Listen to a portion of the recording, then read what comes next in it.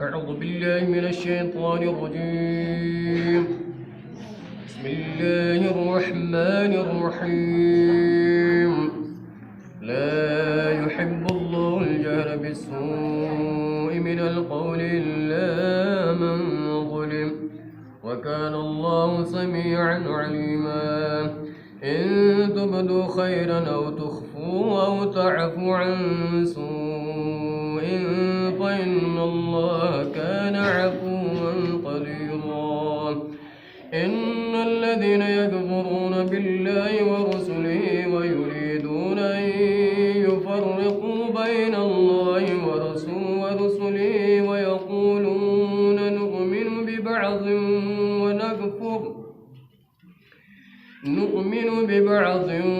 ونكفر ببعض ويريدون أن يتخذوا بين ذلك سبيلا، أولئك هم الكافرون حقا، وأعتدنا للكافرين عذابا مهينا. والذين آمنوا بالله ورسله ولم يفرقوا بين أحد منهم أولئك سوف يؤتيهم أجورهم، وكان الله غفورا رحيما. يسألك أهل الكتاب أن تنزل عليهم كتابا من السماء فقد سألوا موسى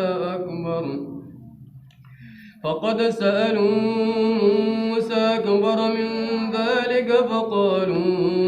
أرنا الله جهرة فأخذتهم الصاعقة بظلمهم ثم اتخذوا العجل من بعد ما جاءتهم البينات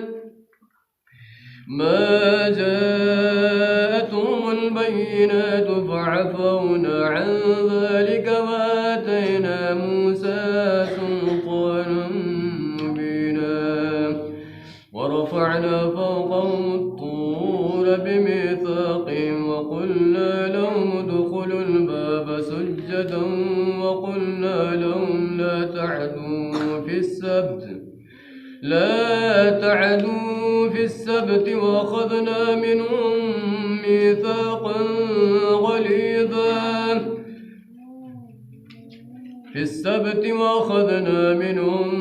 ميثاقا غليظا وبما نقضهم ميثاقهم وكفرهم بآيات الله وقتلهم الأنبياء بغير حق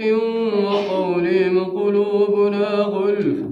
بل طبع الله عليها بكفرهم فلا يؤمنون إلا قليلا. وبكفرهم وقولهم على مريم بهتانا عظيما وقولهم إنا قتلنا المسيح عيسى ابن مريم رسول الله وما قتلوه وما صلبوه ولكن شبه لهم وإن الذين اختلفوا فيه لفي شك منه ما لهم به من علم إلا اتباع الظن وما قتلوه يقينا بل رفعه الله إليه وكان الله عزيزا حكيما. وإن من أهل الكتاب إلا ليؤمنن به قبل موته ويوم القيامة يكون عليهم شهيدا. فبظلم من الذين هادوا حرمنا عليهم طيبات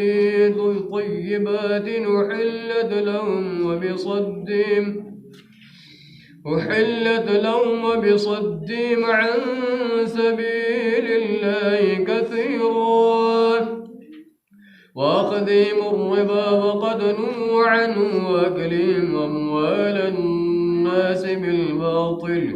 وأعتدنا للكافرين منهم عذابا أليما. لكن الراسخون في العلم منهم والمؤمنون يؤمنون بما أنزل إليك وما أنزل من قبلك والمقيمين الصلاة والمؤتون الزكاة والمؤمنون بالله واليوم الآخر أولئك سنؤتيهم أجرا عظيما. إنا أوحينا إليك كما أوحينا إلى نوح والنبيين من بعده وأوحينا إلى إبراهيم وإسماعيل وإسحاق ويعقوب والأسباط وعيسى وأيوب ويونس وهارون وسليمان وآتينا داود زبورا ورسلا قد قصصناهم عليك من قبل ورسلا لم نقصصهم عليك وكلم الله موسى تكليما. رسلا مبشرين ومنذرين لئلا يكون للناس على الله حجة بعد الرسل وكان الله عزيزا حكيما. لكن الله يشهد بما أنزل إليك أنزله بعلمه والملائكة يشهدون وكفى بالله شهيدا. إن الذين كفروا وصدوا عن سبيل الله قد ضلوا ضلالا بعيدا. إن الذين كفروا وظلموا لم يكن الله ليغفر لهم ولا ليهديهم طريقا إلا طريق جهنم خالدين فيها أبدا وكان ذلك على الله يسيرا. يا أيها الناس قد جاءكم الرسول بالحق من ربكم فآمنوا خيرا لكم وإن تكفروا فإن لله ما في السماوات والأرض وكان الله عليما حكيما. يا أهل الكتاب لا تغلوا في دينكم ولا تقولوا على الله إلا الحق إنما المسيح عيسى ابن مريم رسول الله وكلمته ألقاها إلى مريم وروح منه فآمنوا بالله ورسله ولا تقولوا ثلاثة انتهوا خيرا لكم إنما الله إله واحد سبحانه أن يكون له ولد له ما في السماوات وما في الأرض وكفى بالله وكيلا. لن يستنكف المسيح أن يكون عبدا لله ولا الملائكة المقربون ومن يستنكف عن عبادته ويستكبر فيحشرهم إليه جميعا. فأما الذين آمنوا وعملوا الصالحات فيوفيهم أجورهم ويزيدهم من فضله. وأما الذين استنكفوا واستكبروا فيعذبهم عذابا أليما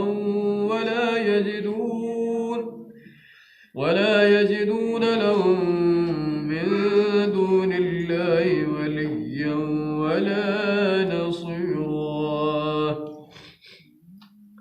يا أيها الناس قد جاءكم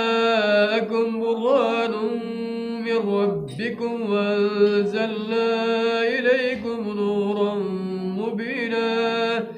وأما الذين آمنوا بالله واعتصموا به فسيدخلهم في رحمة منه وفضل ويهديهم إليه صراطا مستقيما يستفتونك قل الله يفتيكم في الكلالة إن امرؤ هلك ليس له ولد وله أخت فلا نصف ما ترك وهو يرثها إن لم يكن لها ولد فإن كانت اثنتين فلهما الثلثان مما ترك وإن كانوا إخوة رجالا ونساء فللذكر مثل حظ الأنثيين يبين الله لكم أن تضلوا والله بكل شيء عليم بسم الله الرحمن الرحيم يا أيها الذين آمنوا أوفوا بالعقود أحلت لكم بهيمة الأنعام إلا ما يتلى عليكم غير محل الصيد وأنتم حرم إن الله يحكم ما يريد يا أيها الذين آمنوا لا تحلوا شعائر الله ولا الشهر الحرام ولا الهدي ولا القلائد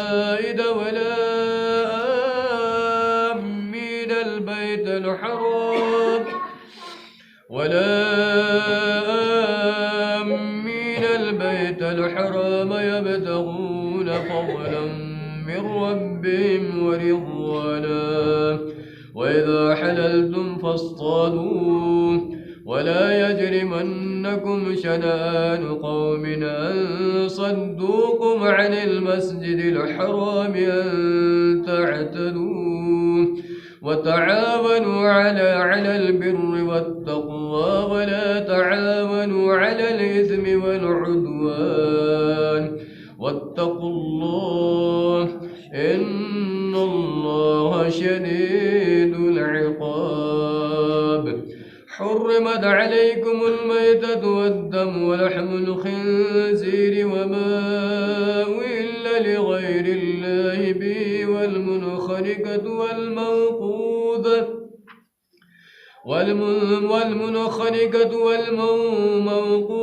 والمتردية والنطيحة وما أكل السبع إلا ما ذكيتم وما ذبح على النصب وأن تستقسموا بالأزلام ذلكم فسق اليوم يئس الذين كفروا من دينكم فلا تخشوهم واخشون اليوم أكملت لكم دينكم وأتممت عليكم نعمتي ورضيت لكم الإسلام دينا فمن اضطر في مخمصة غير متجانف لإثم فإن الله غفور رحيم يسألونك ماذا أحل لهم قل أحل لكم الطيبات وما علمتم من الجوارح مكلبين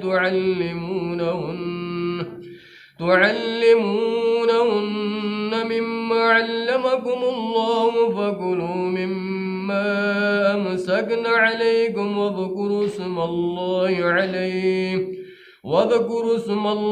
عليه واتقوا الله إن الله سريع الحساب اليوم أحل لكم الطيبات وطعام الذين أوتوا الكتاب حل لكم وطعامكم حل لهم والمحصنات من المؤمنات والمحصنات من الذين أوتوا الكتاب من قبلكم إذا آتيتموهن أجورهن محصنين غير مسافحين ولا متخذي أخدان ومن يكفر بالإيمان فقد حبط عمله وهو في الآخرة من الخاسرين. يا أيها الذين آمنوا إذا قمتم إلى الصلاة فاغسلوا وجوهكم وأيديكم إلى المرافق وامسحوا برؤوسكم وأرجلكم إلى الكعبين وإن كنتم جنبا فاطهروا وإن كنتم مرضى وعلى سفر أو جاء أحد منكم من الغائط أو لامستم النساء فلم تجدوا ماء فتيمموا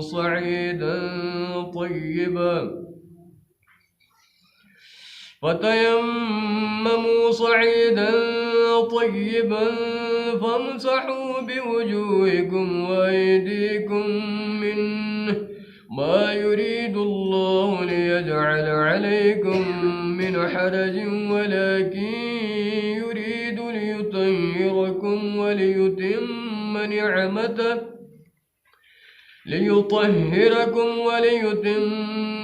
نعمته عليكم لعلكم تشكرون. واذكروا نعمة الله عليكم وميثاقه الذي واثقكم به إذ قلتم سمعنا وأطعنا واتقوا الله إن الله عليم بذات الصدور. يا أيها الذين آمنوا كونوا قوامين لله شهداء بالقسط ولا يجرمنكم شنآن قوم على ألا تعدلوا اعدلوا وأقرب للتقوى واتقوا الله إن الله خبير بما تعملون. وعد الله الذين آمنوا وعملوا الصالحات لهم مغفرة وأجر عظيم والذين كفروا وكذبوا بآياتنا أولئك أصحاب الجحيم.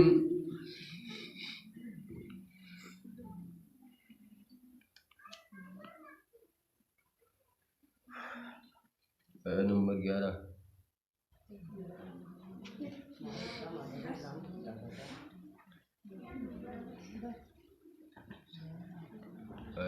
11 يا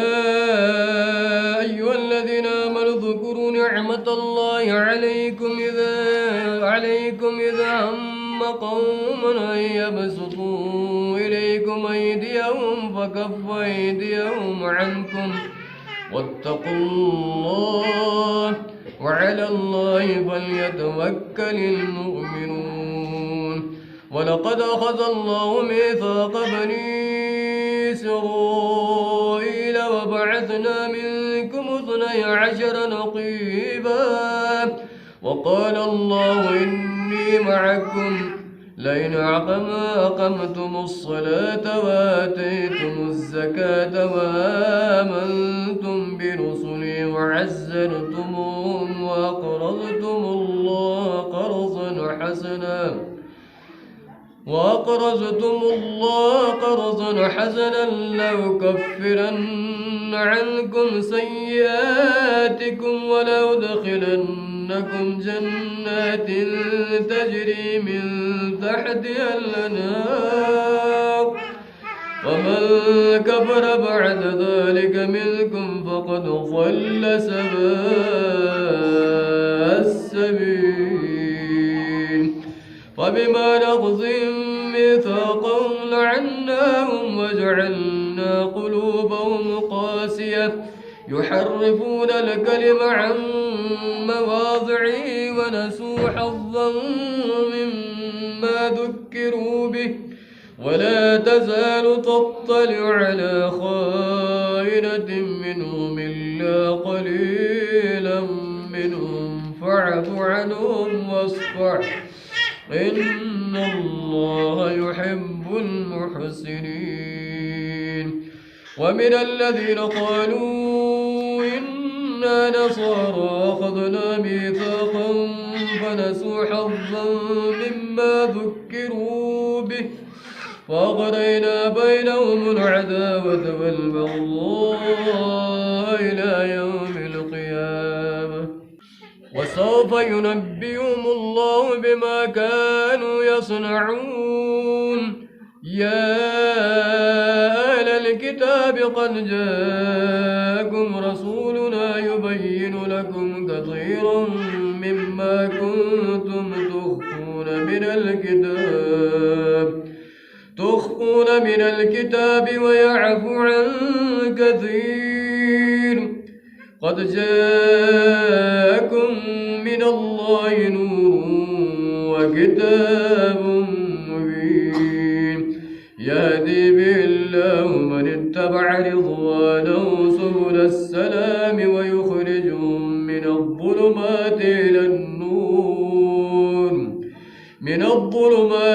النور بإذنه ويهديهم إلى صراط مستقيم لقد كفر الذين قالوا إن الله هو المسيح ابن مريم قل فمن يملك من الله شيئا إن أراد أن يهلك المسيح ابن مريم وأمه ومن في الأرض جميعا ولله ملك السماوات والأرض وما بينهما يخلق ما يشاء والله على كل شيء قدير وقالت اليهود والنصارى نحن أبناء الله وأحباؤه قل فلم يعذبكم بذنوبكم بل أنتم بشر ممن خلق يغفر لمن يشاء ويعذب من يشاء ولله ملك السماوات والأرض وما بينهما وإليه المصير يا أهل الكتاب قد جاءكم رسولنا يبين لكم على فترة من الرسل أن تقولوا ما جاءنا من بشير ولا نذير فقد جاءكم بشير ونذير والله على كل شيء قدير وإذ قال موسى لقومه يا قوم اذكروا نعمة الله عليكم إذ جعل فيكم أنبياء وجعلكم ملوكا وآتاكم ما لم يؤت أحدا من العالمين يا قوم ادخلوا الأرض المقدسة التي كتب الله لكم ولا ترتدوا على أدباركم فتنقلبوا خاسرين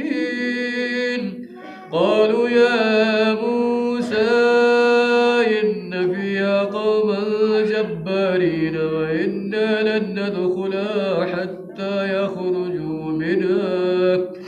فإن يخرجوا منها فإنا داخلون. قال رجلان من الذين يخافون أنعم الله عليهم ادخلوا عليهم الباب وإذا دخلتموه فإنكم غالبون وعلى الله فتوكلوا إن كنتم مؤمنين. قالوا يا موسى إنا لن ندخلها عبدا ما داموا فيها فاذهب أنت وربك فقاتلا إنا هنا قاعدون. قال رب إني لا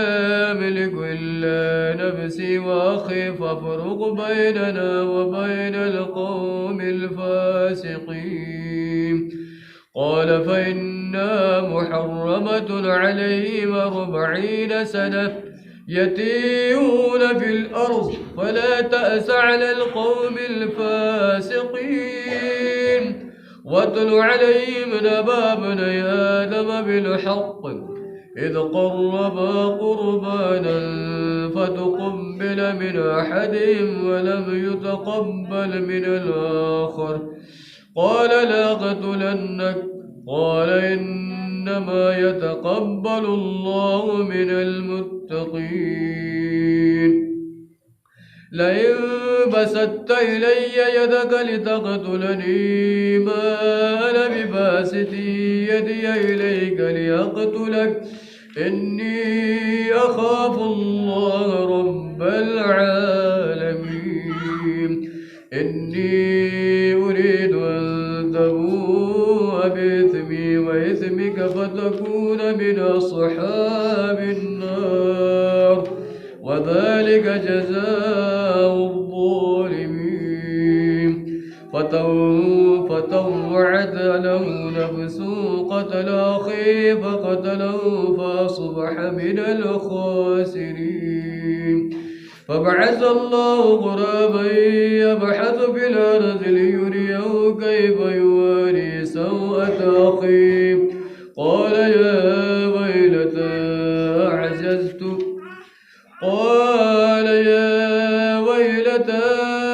أعجزت أن أكون مثل هذا الغراب فواري سوءة أخيه فأصبح من النادمين.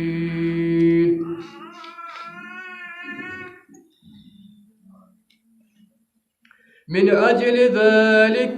كتبنا على بني إسرائيل أنه من قتل نفسا بغير نفس أو فساد في الأرض فكأنما قتل الناس جميعا ومن أحيا فكأنما أحيا الناس جميعا. ولقد جاءتهم رسلنا بالبينات ثم إن كثيرا منهم بعد ذلك في الأرض لمسرفون. إنما جزاء الذين يحاربون الله ورسوله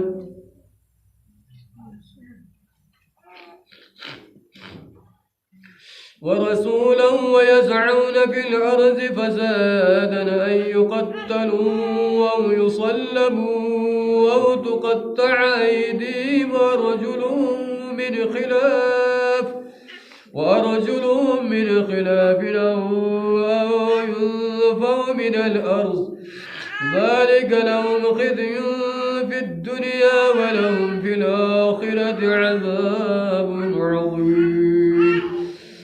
إلا الذين تابوا من قبل أن تقدروا عليهم فاعلموا أن الله غفور رحيم. يا أيها الذين آمنوا اتقوا الله وابتغوا إليه الوسيلة وجاهدوا في سبيله لعلكم تفلحون إن الذين كفروا لو أن لهم ما في الأرض جميعا ومثله معه ليبتدوا به من عذاب يوم القيامة ما تقبل منهم ولهم عذاب أليم يريدون أن يخرجوا من النار وما هم بخارجين منها ولهم عذاب مقيم والسارق والسارقة فاقطعوا أيديهما جزاء بما كسبا نكالا من الله والله عزيز حكيم فمن تاب من بعد ظلمه وأصلح فإن الله يتوب عليه إن الله غفور رحيم ألم تعلم أن الله له ملك السماوات والأرض يعذب من يشاء ويغفر لمن يشاء والله على كل شيء قدير يا أيها الرسول لا يحزنك الذين يسارعون في الكفر من الذين قالوا آمنا بأفواههم ولم تؤمن قلوبهم ومن الذين هادوا سماعون للكذب سماعون لقوم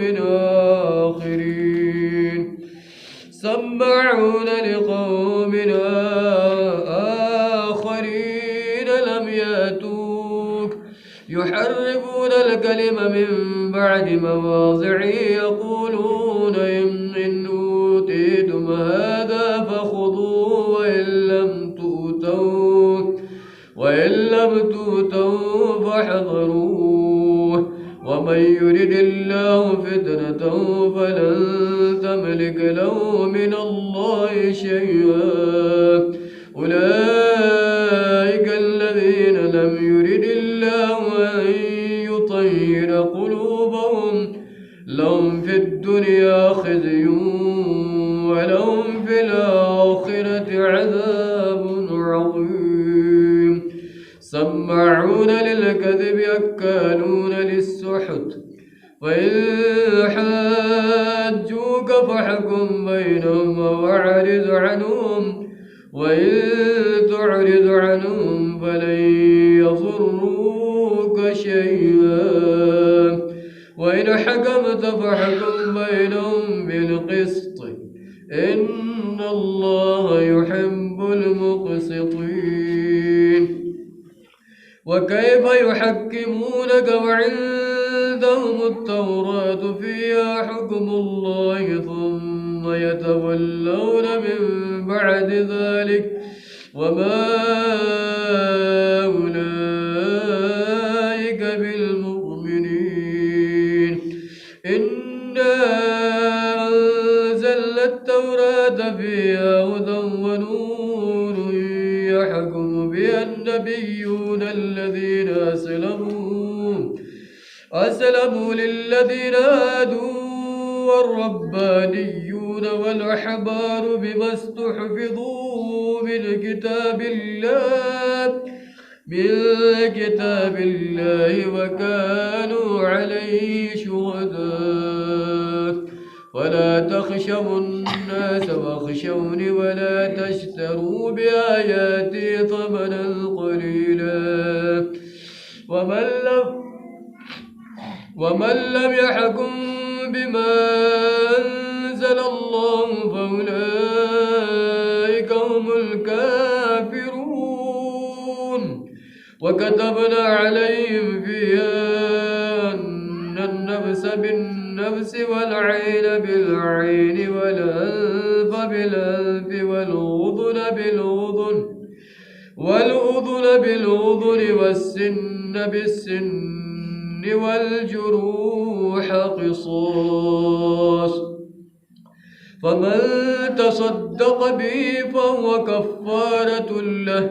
ومن لم يحكم بما أنزل الله فأولئك هم الظالمون وقفينا على آثارهم بعيسى بن مريم مصدقا لما بين يديه من التوراة وآتيناه الإنجيل فيه هدى ونور ومصدقا لما بين يديه من التوراة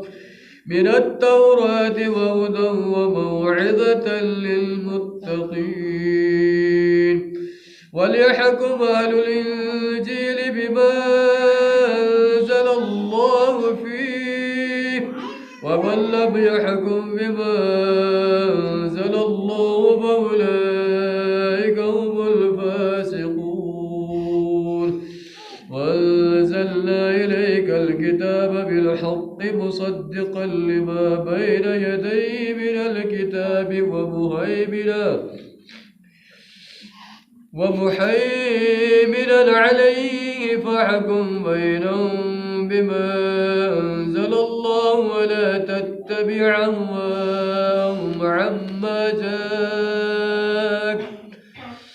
ولا تتبع أهواءهم عما جاءك من الحق لكل جعلنا منكم شرعة ومنهاجا ولو شاء الله لجعلكم أمة واحدة ولكن ليبلوكم فيما آتاكم فاستبقوا الخيرات إلى الله مرجعكم جميعا فينبئكم بما كنتم فيه تختلفون ونحكم بينهم بما أنزل الله ولا تتبع أهواءهم واحذرهم أن يفتنونك عن بعض ما أنزل الله إليك وإن تولوا فاعلم أنما يريد الله أن يصيبهم ببعض ذنوبهم وإن كثيرا من الناس لفاسقون أفحكم الجاهلية يبغون ومن أحسن من الله حكما لقوم يوقنون يا أيها الذين آمنوا لا تتخذوا اليهود والنصارى أولياء بعضهم أولياء بعض ومن يتولهم منكم فإنه منهم إن الله لا يهدي القوم الظالمين فترى الذين في قلوبهم مرض يسارعون فيهم يقولون نخشى أن تصيبنا دائرة فعسى الله أن يأتي بالفتح أو أمر من عنده فيصبحوا على ما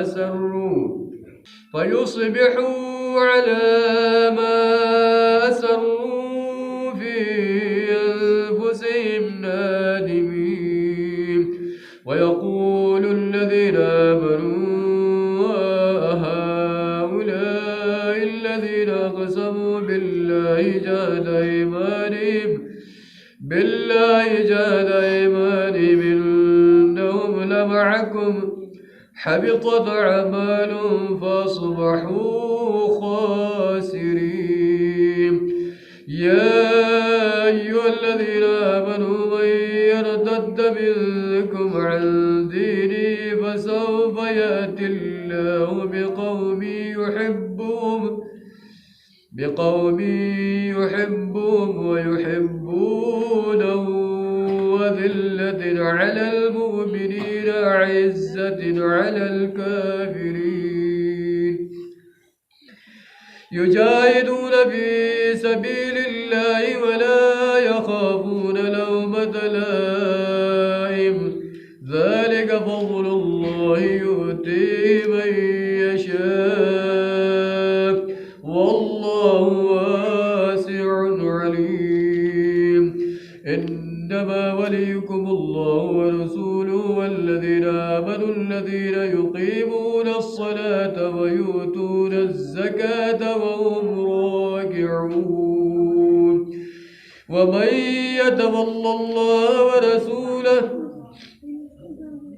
ومن يتول الله ورسوله والذين آمنوا فإن حزب الله هم الغالبون يا أيها الذين آمنوا لا تتخذوا الذين اتخذوا دينكم هزوا ولعبا من الذين أوتوا الكتاب من قبلكم والكفار أولياء واتقوا الله إن كنتم مؤمنين وإذا ناديتم إلى الصلاة اتخذوها هزوا ولعبا ذلك بأنهم قوم لا يعقلون قل يا أهل الكتاب هل تنقمون منا إلا أن آمنا بالله وما أنزل إلينا وما أنزل من قبل وأن أكثركم فاسقون قل هل أنبئكم بشر من ذلك مثوبة عند الله ومن لعنه الله وغضب عليه وجعل منهم القردة والخنازير وعبد الطاغوت أولئك شر مكانا وأضل عن سواء السبيل وإذا جاءوكم قالوا آمنا وقد دخلوا بالكفر وهم قد خرجوا به والله أعلم بما كانوا يكتمون وترى كثيرا منهم يسارعون في الإثم والعدوان وأكلهم السحت ولبئس ما كانوا يعملون لولا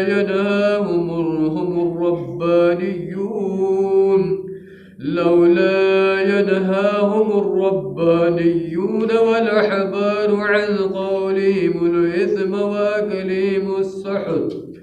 لبئس ما كانوا يصنعون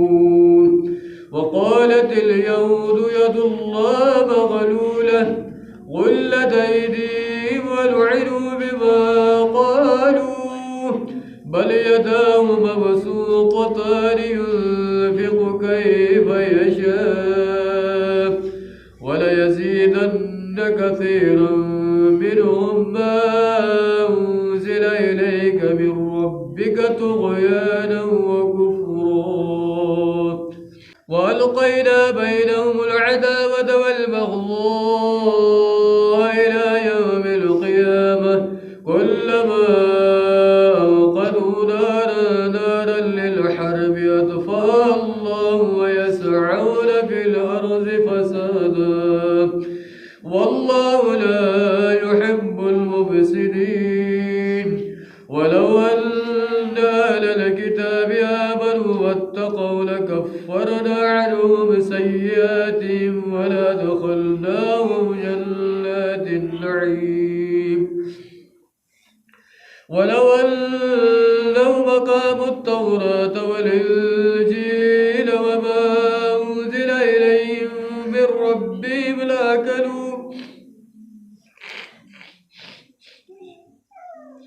لأكلوا من فوقهم فوقهم ومن تحت أرجلهم منهم أمة مقتصدة وكثير منهم ساء ما يعملون.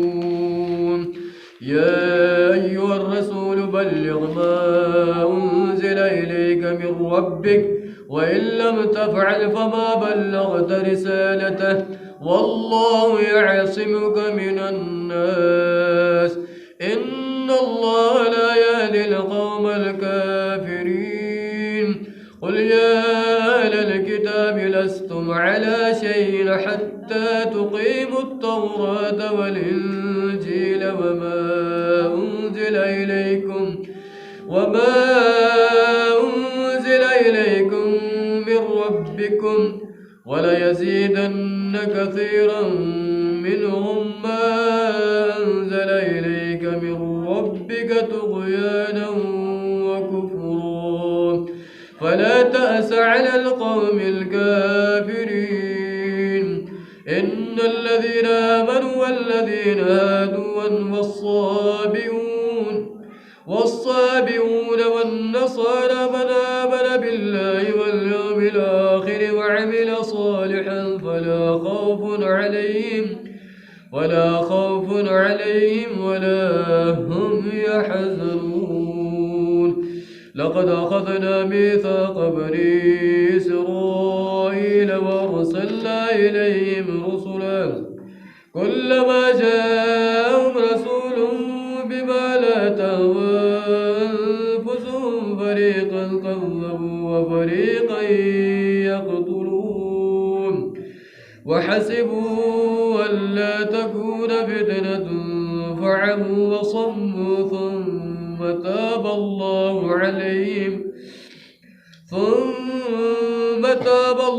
عليهم ثم عموا وصموا كثير منهم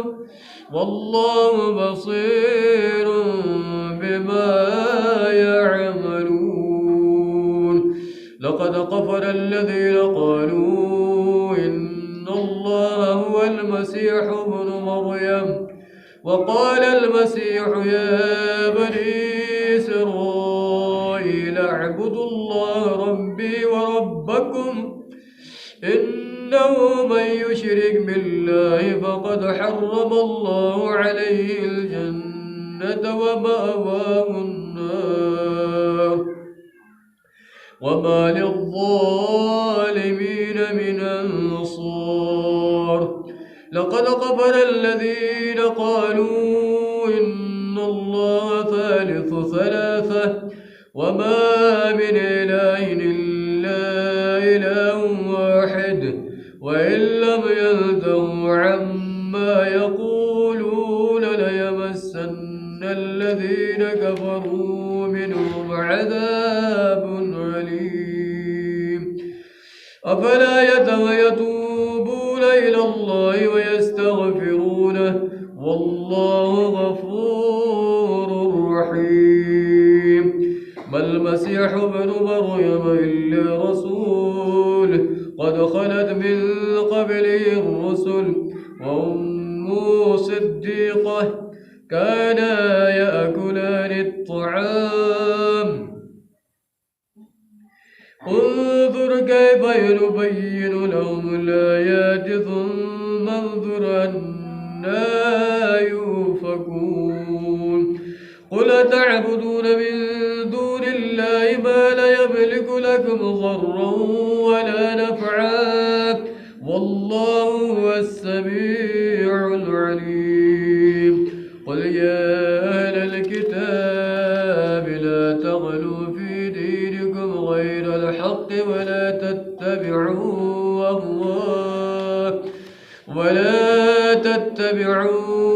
أهواء قوم قد ضلوا من قبل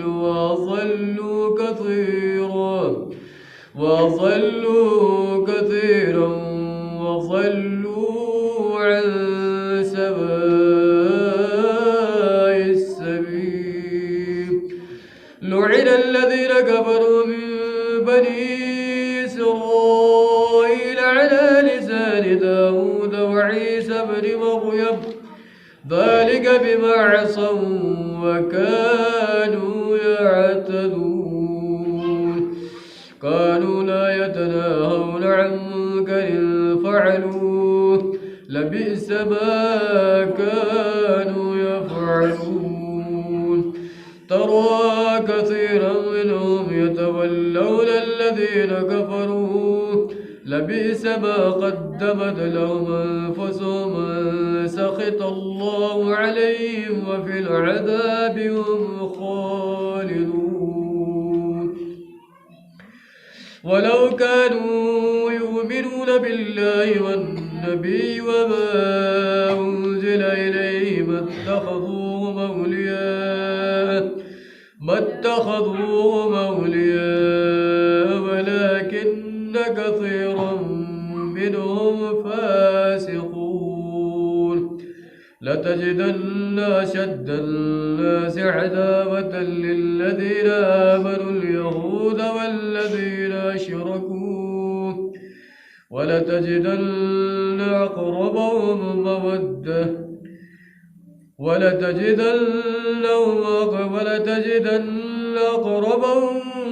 مودة للذين آمنوا الذين قالوا إنا نصارى ذلك بأن منهم قسيسين